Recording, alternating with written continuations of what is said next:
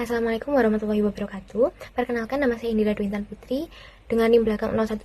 Di sini saya akan menjelaskan mengenai laporan praktikum analisis frekuensi konsumsi bahan makanan menggunakan metode Food Frequency Questionnaire atau FFQ.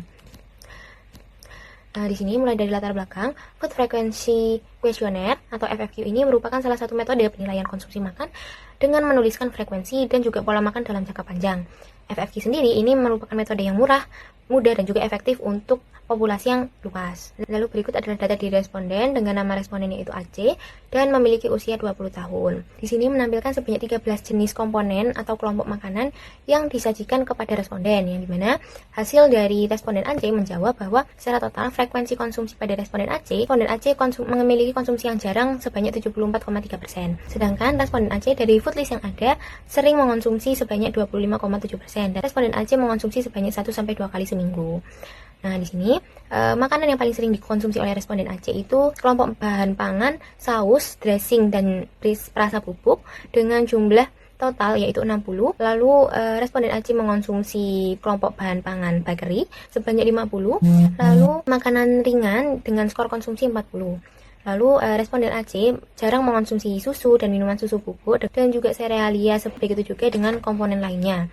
Lalu kelompok bahan pangan yang paling rendah dikonsumsi oleh responden AC di sini adalah makanan cepat saji dan pangan keperluan gizi dan kelompok bahan pangan lainnya. Lalu berikut adalah data kelompok yang dimana menampilkan bahwa pola konsumsi dalam data kelompok ini menunjukkan bahwa tingkat konsumsi tertinggi berada pada kelompok pangan saus, dressing, dan perasa bubuk, serta kelompok bahan pangan bakery dan juga serealia. Sedangkan pada tingkat konsumsi rendah, dalam data kelompok ini terdapat kelompok pangan susu dan produk susu bubuk dan pangan gizi khusus. Perbedaan skor ini menunjukkan bahwa adanya perbedaan preferensi pangan pada setiap respondennya sehingga berpengaruh pada hasil data secara keseluruhan. Lalu data kelompok di sini juga menyajikan bahwa berdasarkan total skor frekuensi yang ada dibagi dengan 13 jenis kelompok bahan pangan yang ada, terciptalah rata-rata skor konsumsi yaitu sebesar 276 dengan dikelompokkan menjadi dua kategori yaitu jarang dan juga sering. Pada kategori jarang memiliki skor konsumsi di bawah 276 atau di bawah rata-rata.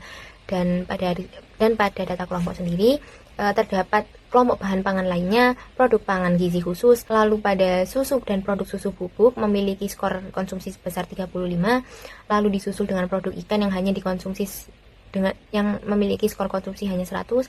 Lalu minuman bubuk dan konsentrasi sebanyak skor 185, dan terakhir adalah kembang, gula atau permen, dan coklat dengan skor 225.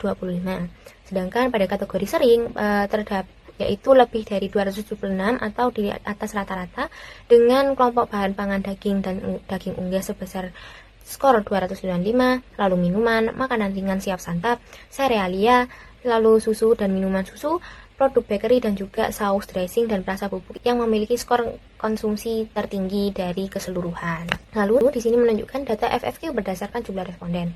Nah, tabel tersebut cenderung mempertimbangkan jumlah individu yang sesuai dengan konsumsi per komponen bahan pangan dari 13 jenis kelompok makanan. Nah, berdasarkan proporsi individu yang ada, komponen kelompok bahan pangan bumbu siap pakai itu memiliki sebanyak 5 individu dengan frekuensi sering. Begitu pula pada komponen coklat memiliki 4 individu dengan frekuensi konsumsi secara sering. Berbeda dengan kelompok bahan pangan daging dan daging unggas, serta kelompok bahan pangan ikan, minuman, dan juga yang lainnya ini memiliki pola konsumsi yang rendah. Itu adalah data rekapitulasi FFQ kelompok berdasarkan jumlah responden yang dimana menghasilkan kelompok pangan dengan kategori sering ini memiliki persentase konsumsi tinggi itu pada kelompok bahan pangan kembang gula atau permen dan coklat. Nah, adapun kelompok dengan kategori jarang, yaitu jarang secara keseluruhan di sini adalah produk daging dan daging unggas dan juga produk ikan yang hanya memiliki asupan konsumsi dengan frekuensi sering sebesar 0%. Nah, berikut adalah visualisasi frekuensi konsumsi pangan menggunakan pie chart. Ditampilkannya 13 jenis kelompok bahan pangan yang ada sesuai dengan food list data FFQ yang diberikan kepada responden. Lalu kesimpulannya adalah pola konsumsi tinggi pada responden AC ini adalah makanan dengan kandungan tinggi gula, karbohidrat, dan makanan siap santap.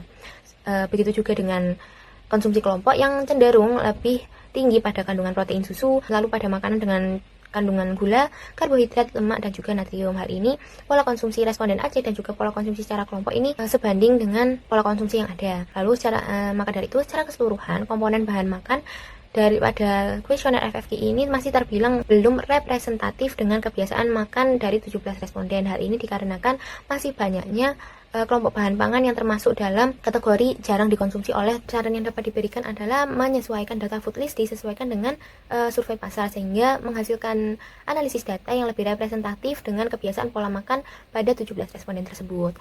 Baik, sekian, terima kasih presentasi yang dapat saya sampaikan. Wassalamualaikum warahmatullahi wabarakatuh.